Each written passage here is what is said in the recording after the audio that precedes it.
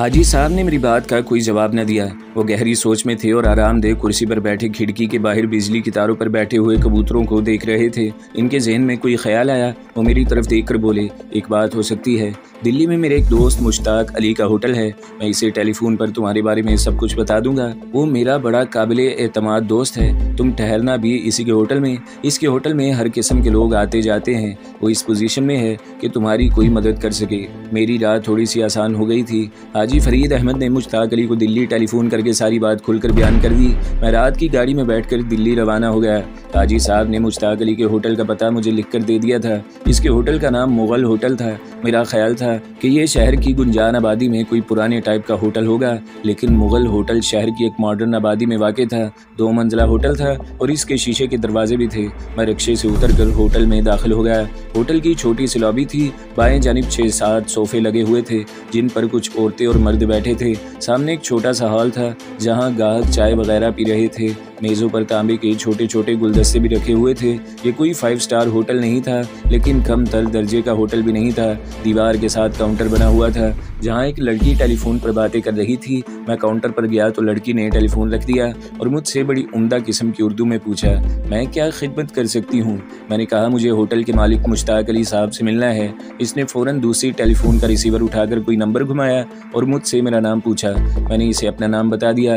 लड़की ने फ़ोन पर किसी से कहा, सारिक साहब आपसे मिलने आए हैं। करमदाद अपना नाम बताते हैं। फिर इसने फ़ौरन रिसीवर रख दिया और बड़ी खुशी इखलाकी से बोली, आप बाएं जानिब तशरीफ़ ले जाएं। पहला कमरा खान साहिब का है। बाएं तरफ एक छोटी सी राहगरी थी। एक कमरे के दरवाजे के बाहर मुश्ताक अली साहब के नाम की तख्ती लगी थी।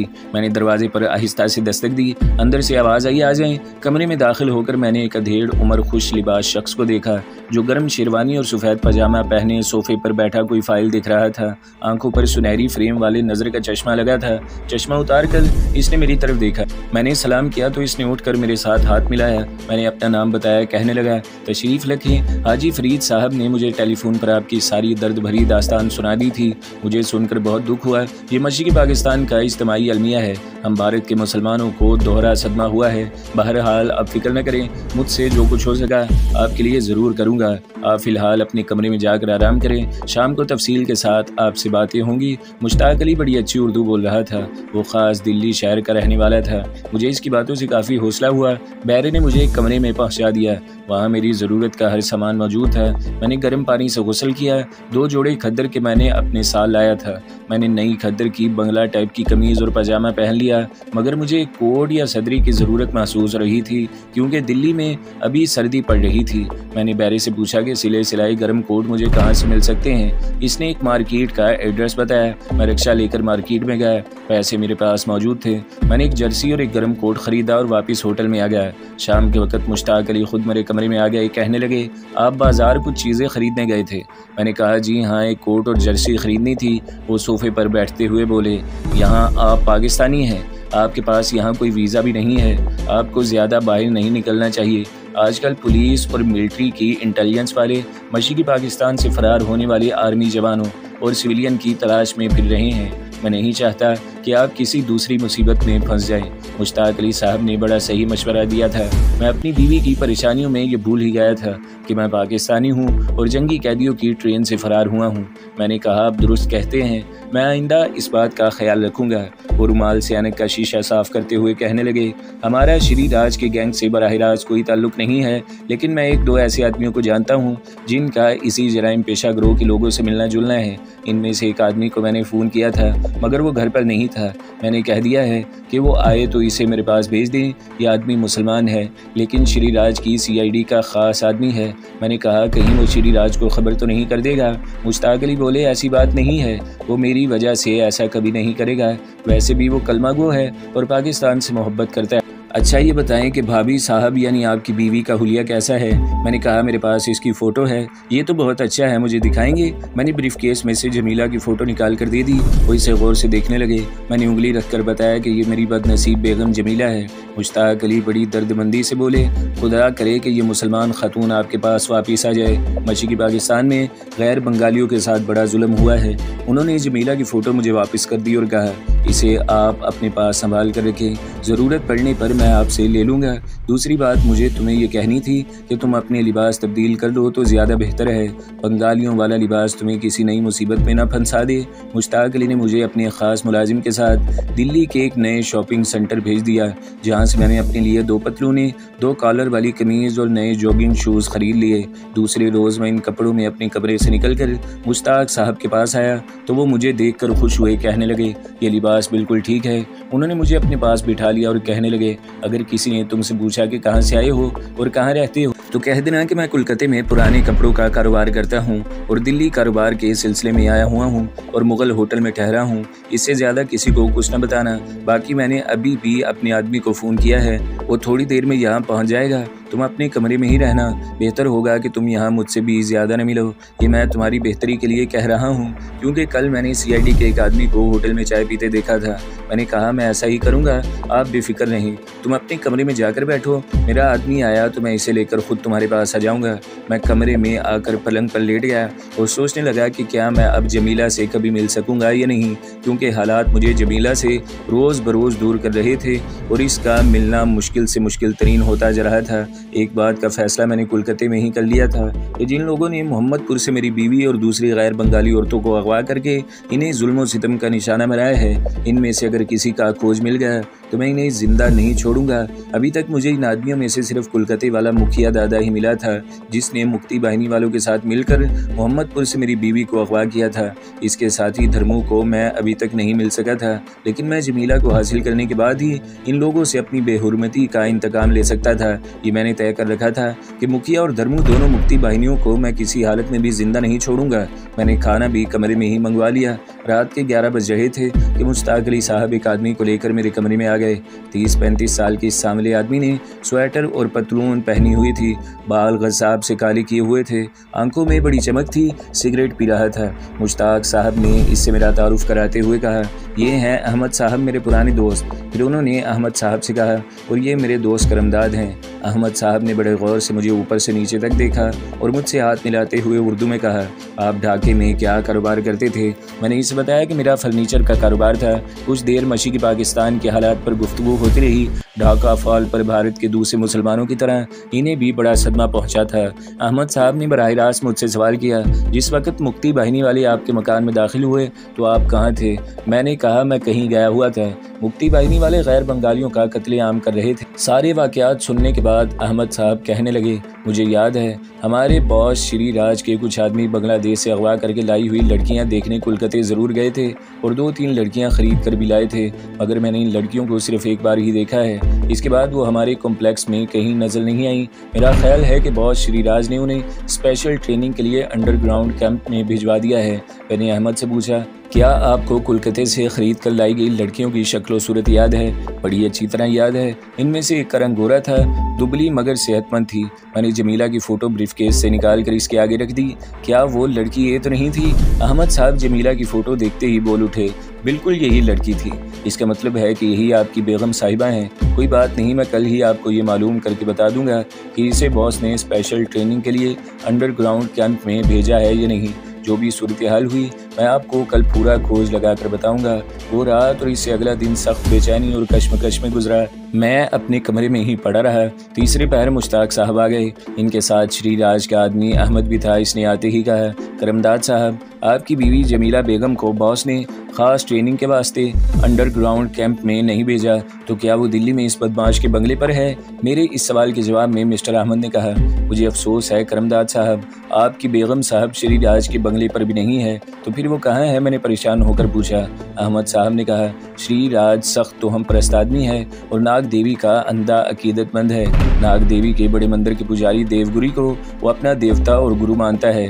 2 रोज़ पहले नाग देवी के बड़े मंदिर के पुजारी और श्री राज के गुरुदेव पुजारी देवगिरी इसके यहाँ आए हुए थे। उन्होंने आपकी बीवी को वहाँ देख लिया और श्री राज से कहा कि ये लड़की तो आकाश की अप्सरा है, इसे हमारे हवाले कर दो, हम इसे नाग मंदिर की देवदासी बनाएंगे। और श्री राज ने आपकी बीवी जमीला को गुरुदेव के हवाले कर दिया, जो इसे लेकर अपने चेले चांटों के साथ नाग देवी के मंदिर जा चुका है। मेरे सामने एक और ज्वालामुखी का दहाना खुल गया था।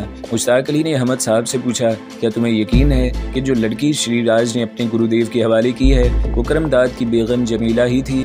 अहमद साहब ने कहा, जिस औरत की तस्वीर करमदाद साहब ने मुझे दिखाई है, अगर वो करमदाद साहब की बेगम है तो फिर यकीन करे कि यही औरत श्री राज ने अपने गुरुदेव के हवाले की है। मैंने गहरा सांस भरकर बोला, क्या आप बता सकते हैं कि ये बदमाश गुरु पुजारी कहाँ होगा? अहमद साहब ने कहा, यहाँ से जुनूब की जानिब मुदिया प्रदेश में एक जगह आती है, संबलपुर।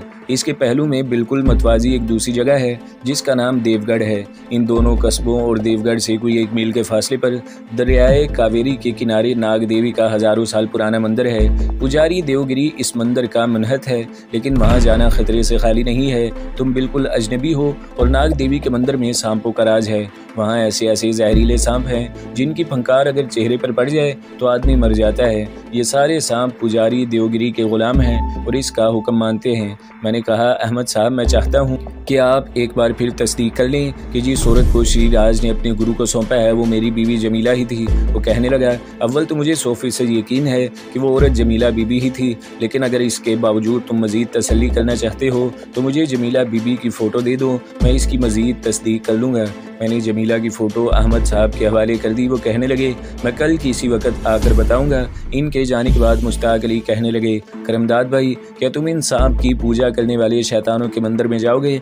मैंने कहा, अगर ये मेरी बीवी जमीला को ये लोग जहन्नम में भी ले गए तो मैं अपनी बीवी को ढूंढने वहाँ भी पहुँच जाऊँगा। इस वक्त मेरी ज़िंदगी का यही एक मकसद है और यही एक मतलब है। अगर मेरी बीवी मोहम्मदपुर में दूसरे लोगों के साथ शहीद हो जाती तो मुझे आज सब्र आ गया होता, लेकिन वो जिंदा है और काफिरों के कब्जे में है। मैं इस वक्त तक चैन से नहीं बैठूंगा जब तक मैं इन काफिरों को तहे तह करके अपनी बीवी को इनसे निजात नहीं दिला सकता। इसके बाद मुश्ताक अली साहब खामोश हो गए। वो रात भी मेरे लिए क़यामत की रात थी। किसी वक्त नींद का गलबा हो जाता और किसी वक्त मैं घबरा कर उठ बैठता।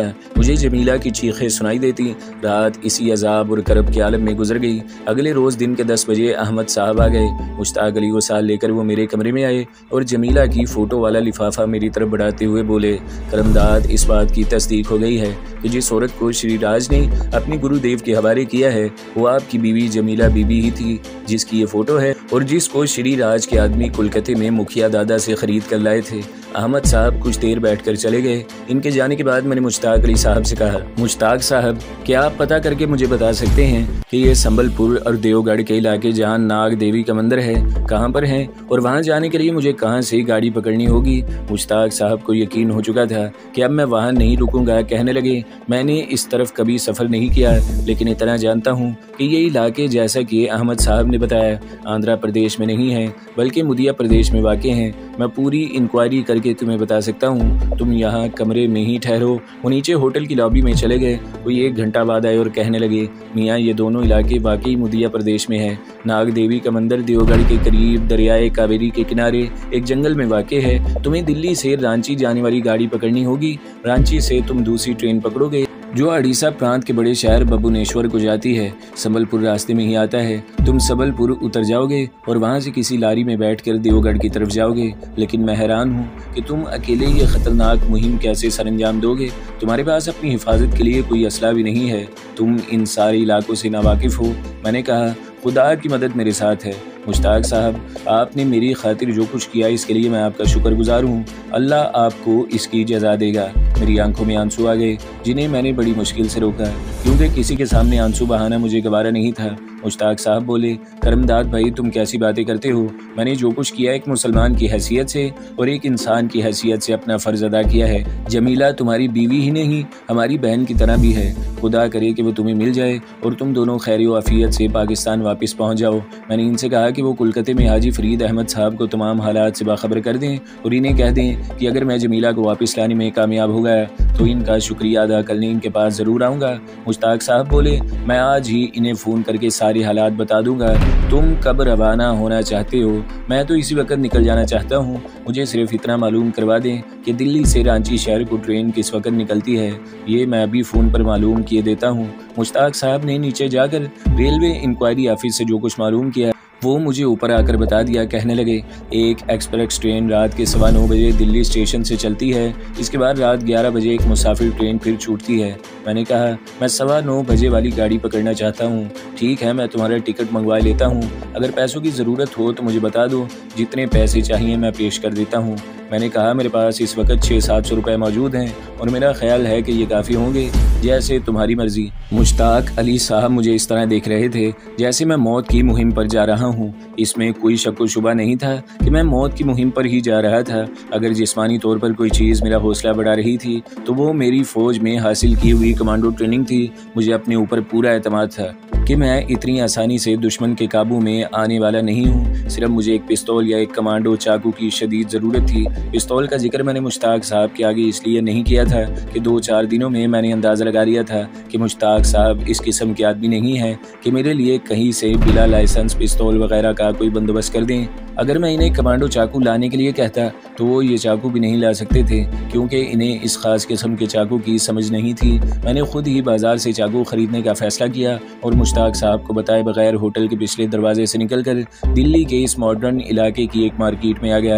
वहाँ चाकू छुरियों की एक दुकान थी। वहाँ से मुझे एक कमांडो चाकू मिल गया। इस चाकू को भारत के जंगलों में शिकार खेलने वाले शिकारी लोग इस्तेमाल करते हैं। चाकू पर चमड़े का गिलाफ चढ़ा होता है। मैं इसे लेकर होटल में आ गया। शाम का खाना मैंने और मुश्ताक अली साहब ने मिलकर खाया। कहने लगे, करमदाद भाई, मुझसे कोई कोताही हो गई हो तो मुझे माफ़ कर देना, मैं तुम्हारी अच्छी तरह से खिदमत नहीं कर सका। मुश्ताक अली साहब बड़े दर्दमंद मुसलमान थे। मैंने कहा, आपने मेरे साथ भाइयों से बढ़कर सलूक किया है, मैं इसे कभी फरामोश नहीं कर सकूंगा। मैंने जमीला की फ़ोटो वाला लिफाफा अपनी कोट की जेब में संभाल कर रख लिया। ठीक 8:30 बजे मुश्ताक साहब ने मेरे लिए टैक्सी मंगवा ली। वो अपनी गाड़ी में मुझे नहीं भेजना चाहते थे। ये भारतीय मुसलमान होने के नाते इनकी मजबूरी थी। मैं मुश्ताक साहब के गले लगकर मिला। होटल की लॉबी से निकलकर तेज़ तेज़ कदम चलता टैक्सी में सवार हुआ और टैक्सी दिल्ली रेलवे स्टेशन की तरफ चल पड़ी। दिल्ली से रांची तक का सफ़र काफ़ी तवील था। पूरे भारत के वस्त में से गुजरना पड़ा। रास्ते में कई बड़े शहर आए। दिल्ली से अलीगढ़, अलीगढ़ से आगरा, वहाँ से कानपुर, कानपुर से इलाहाबाद, आगे बनारस से आगे सूबा बिहार का मशहूर तारीख़ी शहर आया जहाँ महात्मा बुद्ध को ज्ञान हासिल हुआ था। पूरा एक दिन और एक रात सफ़र में गुजर गई। दूसरे दिन शाम के वक्त गाड़ी रांची पहुंची। रांची से मुझे संबलपुर जाना था। मालूम हुआ कि आगे भी एक रात का सफ़र है और संबलपुर वाली गाड़ी 10 बजे रात को चलेगी। मैंने रांची के स्टेशन पर ही रुकने का फ़ैसला किया। मैं शहर में इधर उधर फिरने से कोई ख़तरा मोल नहीं लेना चाहता था, क्योंकि मैं पाकिस्तानी था और मेरे पास भारत का कोई वीज़ा वगैरह नहीं था। दिल्ली में मैं बंगाल से काफ़ी दूर था, मगर अब मगरबी बंगाल के करीब आ गया था और मैं इसी इलाके से फ़रार हुआ था। इस बात का इम्कान था कि मैं CID वालों की निगाहों में आ जाऊं। स्टेशन के मुसाफिर खाने में बहुत से मुसाफिर मौजूद थे। मैं भी वहां पर एक तरफ होकर बैठ गया। वहीं मैंने रेलवे की कैंटीन पर खाना वगैरह खाया, चाय पी और इस रात के 10 बजने का इंतज़ार करने लगा। मैं पूरी तरह खबरदार था। अभी तक मुझे वहाँ कोई मशकूक आदमी नज़र नहीं आया था। टिकट मैंने ले लिया था। रात को 10:30 बजे संबलपुर से होती हुई आगे नागपुर को जाने वाली गाड़ी आई। सारी रात सफ़र में गुजर गई। यहाँ मौसम गर्म हो गया हुआ था। मुझे कोट में गर्मी लग रही थी। कोट के अंदर मैंने कार ड्राई की पुरानी जर्सी पहन रखी थी। मैंने कोट उतार कर अपने पास रख लिया। सुबह मुँह अंधेरे ट्रेन संबलपुर के स्टेशन पर रुकी। मैं उतर गया। कोट मैंने अपने कंधे पर डाल रखा था, क्योंकि यहाँ सर्दी बिल्कुल नहीं थी। अपनी कार ड्राई की जर्सी के भी बटन मैंने खोल रखे थे। कमांडो चाकू जर्सी के अंदर वाली जेब में था। भारतीय करेंसी के कुछ नोट जो बच गए थे वो मेरी पतलून की पिछली जेब में थे। मेरी बीवी जमीला की फ़ोटो वाला लिफाफा भी पतलून की पिछली जेब में ही था। मेरी भरपूर जवानी का ज़माना था। शाने चौड़े चकले थे और जिस्म मजबूत था, जिसको आर्मी की कमांडो ट्रेनिंग ने बेहद फुर्तीला और चट्टान जैसा बना दिया हुआ था। तो दोस्तों, अगली किस्त सुनने के लिए हमारे चैनल को ज़रूर सब्सक्राइब करें, वीडियो को लाइक करें और बेल के आइकन पर भी क्लिक कर दें, ताकि हर जो आने वाली वीडियोज़ हैं वो आपको सबसे पहले मिलती रहें।